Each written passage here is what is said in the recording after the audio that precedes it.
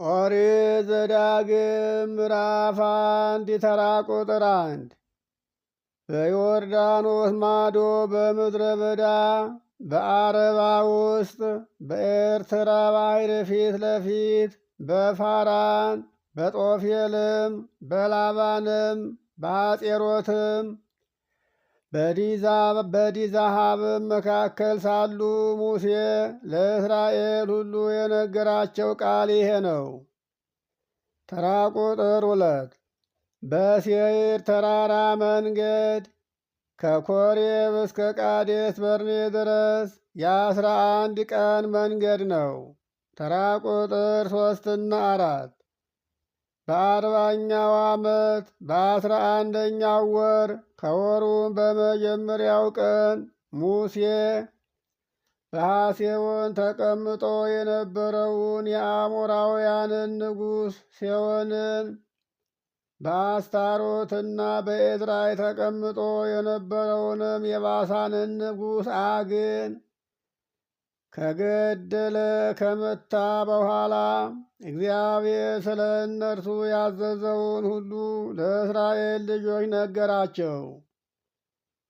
ተራ ቁጥር 5 በዮርዳኖስ ማዶ በሞዓብ ምድር ሙሴ እንዲህ ብሎ ይህችን ሕግ ለእስራኤል ልጆች ሁሉ በግልጥ መናገር ጀመረ። ተራ ቁጥር 6 አምላካችን እግዚአብሔር በኮሬብ እንዲህ ብሎ ተናገረን አላቸው። በዚህ ተራራ ላይ የተቀመጣችሁት ይበቃችኋል፣ በቃ ተነሱ አለን አላቸው። ኦሪት ዘጸአት ምዕራፍ 19 ላይ ያለውን እየነገራቸው ነው። ይህንን ኦሪት ዘጸአት ያለውን ስናነበው እዚህ ቃል ጋር ማመሳከር እንችላለን። ተራ ቁጥር 7 ተመልሳችሁ ተጓዙ፣ ተነሱና ተጓዙ ወደ ተራራማው ወደ አሞራውያን አገር ወደ ድንበሮቹም ሁሉ በአረባም በደጋውም በቆላውም በደቡቡም በባሕር ዳር ወዳሉ ወደ ከነዓናውያን ምድር ወደ ሊባኖስም እስከ ታላቁ ወንዝ እስከ ኤፍራጥስ ድረስ ሂዱ ተጓዙ አለን አላቸው። ተራ ቁጥር 8 እነሆ ምድሪቱን በፊታችሁ አድርጌአለሁ፣ ሰጥቻቸዋለሁ፣ ግቡ።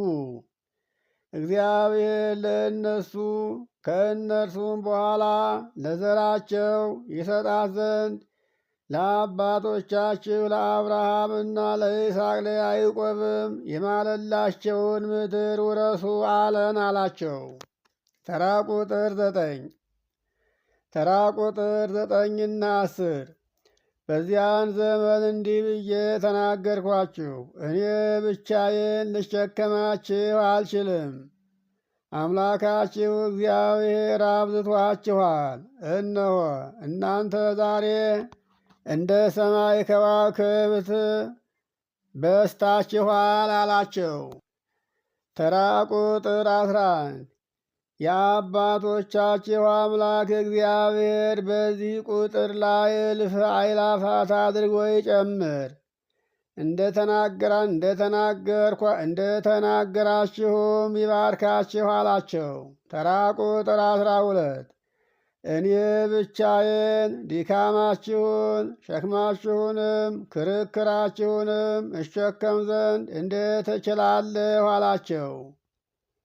ተራ ቁጥር 13 ከእናንተ ከየነገዳችሁ ጥበበኞች አስተዋዮችም አዋቂዎችም የሆኑትን ሰዎች ምረጡ፣ እኔም በእናንተ ላይ አለቆች አደርጋቸዋለሁ አላቸው።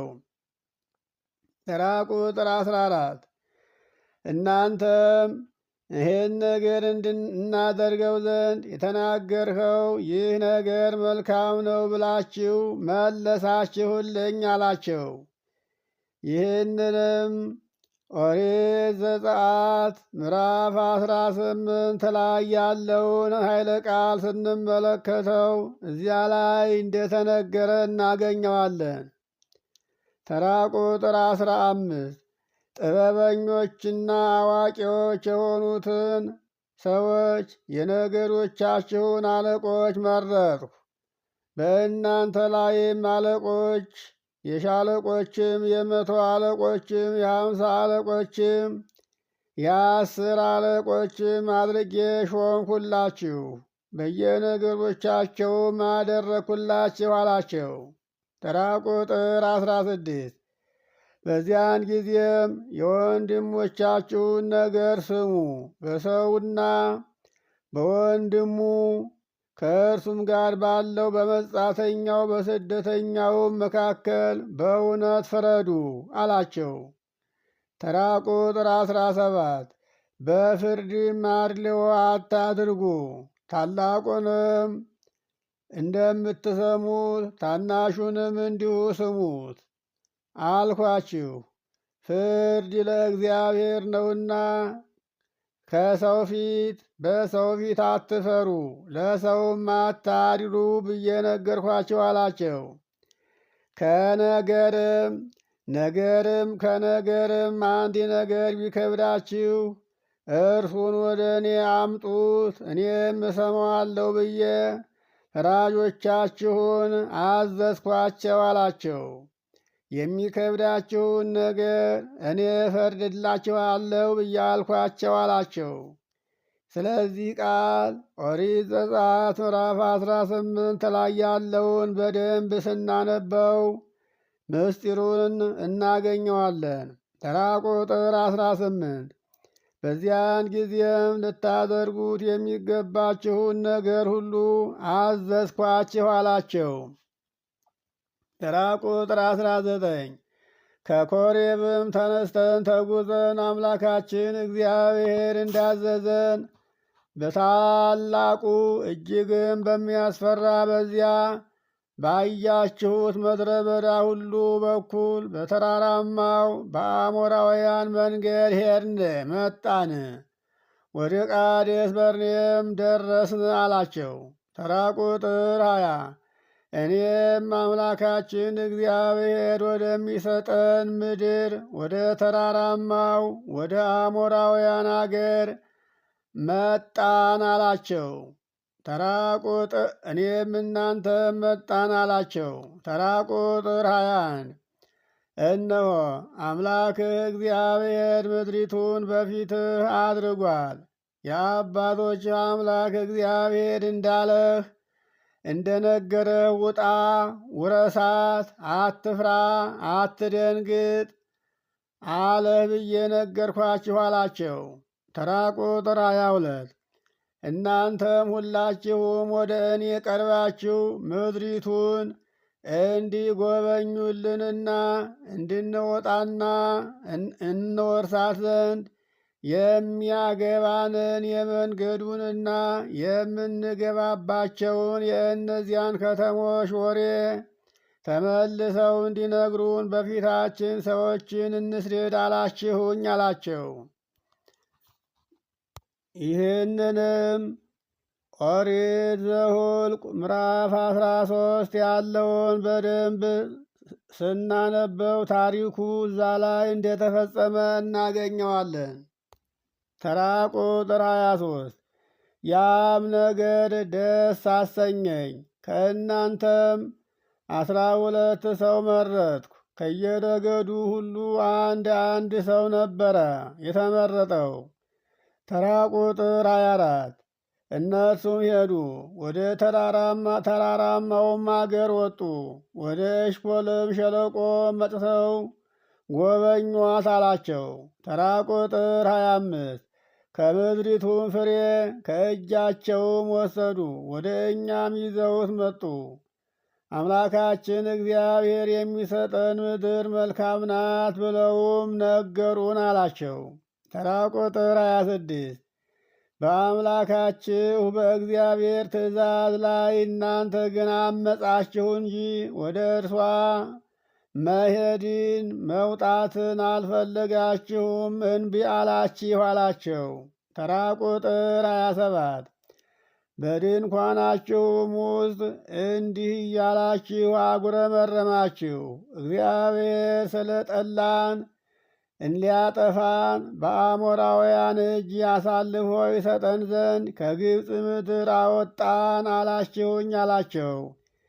ይህንን ነገር ኦሪት ዘኍልቍ ምዕራፍ 13 ላይ ያለውን በደንብ እናነበው፣ ታሪኩ እንዲረዳን ማለት ነው። ተራ ቁጥር 28 ወዴት እንወጣለን? ሕዝቡ ብዙ ነው፣ ቁመቱም ከእኛ ይረዝማል፣ ከተሞቹም ታላላቆች የተመሸጉም ናቸው፣ እስከ ሰማይም የደረሱ ናቸው። የዔናቅንም ልጆች ደግሞ በዚያ አይተናቸዋል ብለው ወንድሞቻችን ልባችንን አስፈሩት አላቸው። ተራ ቁጥር 29 እኔም እንዲህ አልኳችሁ፣ አትደንግጡ፣ ስለ እነርሱም አትፍሩ አልኳችሁ አላቸው። ተራ ቁጥር 30 በፊታችሁ የሚሄደው አምላካችሁ እግዚአብሔር ነውና እናንተ ስታዩ በግብፅ ምድር በምድረ በዳ እንዳደረገላችሁ ሁሉ ስለ እናንተ እርሱ ይዋጋል አልኳችሁ አላቸው። ተራ ቁጥር 31 ወደዚህም ስፍራ እስከምትመጡ ድረስ በሄዳችሁበት መንገድ ሁሉ ሰው ልጁን በትከሻው እንደሚሸከም አምላካችሁ እግዚአብሔር እንደ ተሸከማችሁ እናንተ አይታችኋል አላቸው። ተራ ቁጥር 32 እና 33 ዳሩ ግን ለሰፈራችሁ የሚገባውን ስፍራ እንዲፈልጉላችሁ ትሄዱበት ዘንድ የሚገባውንም መንገድ እንዲያሳዩአችሁ ሌሊት በእሳት ቀን በደመና በፊታችሁ በመንገድ ሲሄድ የነበረውን አምላካችሁን እግዚአብሔርን በዚህ ነገር አላመናችሁትም አላቸው። ስለዚህም ቃል ኦሪት ዘጸአት ምዕራፍ 14 ላይ ያለውን ታሪኩን እዛ ላይ ስለሆነ እሱን መመልከት ነው። ተራ ቁጥር 34 እግዚአብሔርም የቃላችሁን ድምፅ ሰምቶ ተቆጣ አላቸው። ተራ ቁጥር 35 ለአባቶቻችሁ እሰጣት ዘንድ የማልሁላችሁን መልካሚቱን ምድር ከእነዚህ ሰዎች ከዚህ ክፉ ትውልድ ማንም አያይም ብሎ ተቆጣባችሁ አላቸው። ተራ ቁጥር 36 ከዮፎኔ ልጅ ከካሌብ በቀር እርሱ ግን ያያታል አላቸው። እግዚአብሔርን ፈጽሞ ተከትሏልና እሱ የረገጣትን ምድር ለእርሱና ለልጆቹ እሰጣለሁ ብሎ ማለ አላቸው። እናንተ ግን ያችን ምድረ ርስት አትደርሱባትም፣ አትወርሷትም፣ በምድረ በዳ ትሞታላችሁ ትቀራላችሁ እንጂ አምላካችሁን እግዚአብሔርን አላመናችሁትምና እያላቸው ነው። ተራ ቁጥር 37 እግዚአብሔርም ደግሞ በእናንተ ምክንያት በእኔ ላይ ተቆጣ፣ እንዲህም አለኝ፣ አንተም ደግሞ ወደዚያች ምድር አትገባም አለኝ አላቸው። ይህንም እንዳለው በኦሪት ዘዳግም ምዕራፍ 32 ምዕራፍ 33 ላይ ወደፊት እናገኘዋለን። ሙሴም ራሱ ምድረ ርስትን አልገባም፣ በሞዓብ ምድር ነው የቀረው። ተራ ቁጥር 38 በፊት የሚቆም የነዌ ልጅ ኢያሱ ብቻ እርሱ ወደዚያች አገር ይገባል፣ እርሱ ለእስራኤል ልጆች ምድሪቱን ያወርሳልና አደፋፍረው አለኝ አላቸው። ተራ ቁጥር 39 ደግሞም ለምርኮ ይሆናሉ ያልኋቸው ሕፃናቶቻችሁ ደግሞም ለምርኮ ይሆናሉ ያላችኋቸው ልጆቻችሁ ሕፃናቶቻችሁ ዛሬም መልካሙን ከክፉ መለየት የማይችሉ ልጆቻችሁ እነርሱ ወደዚያች አገር ይገባሉ፣ ምድሪቱንም ለእነርሱ እሰጣለሁ፣ እነርሱ ይወርሷታል አለ አላቸው። ተራ ቁጥር 40 እናንተ ግን ተመልሳችሁ በኤርትራ ባሕርን መንገድ ወደ ምድረ በዳ ሂዱ አላቸው። ተራ ቁጥር 41 እናንተም እግዚአብሔርን በድለናል፣ አምላካችን እግዚአብሔር እንዳዘዘን ሁሉ እንወጣለን እንዋጋለን ብላችሁ መለሳችሁልኝ። ከእናንተም አንዳንዱ ሰው ሁሉ ማንኛውም ሰው ሁሉ የጦር መሳሪያውን ያዘ፣ ወደ ተራራውም አገር መውጣትን አቀለላችሁት አላቸው።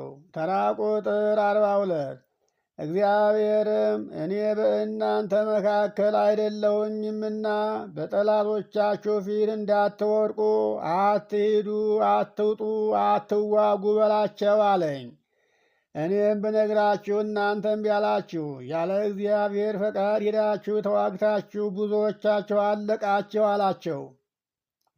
ተራ ቁጥር 43 እኔም ተናገርኳችሁ፣ እናንተ ግን በእግዚአብሔር ትእዛዝ ላይ አመጻችሁ እንጂ አልሰማችሁኝም አላቸው።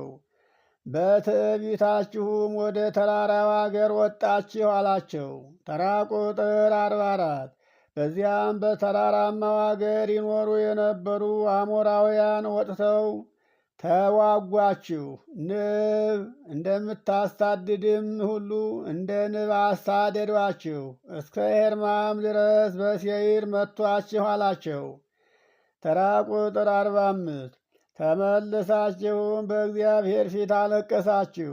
እግዚአብሔር ግን ድምፃችሁን አልሰማም፣ ወደ እናንተም አላዳመጠም፣ ክፋታችሁ በዝቶ ነበርና አላቸው። ተራ ቁጥር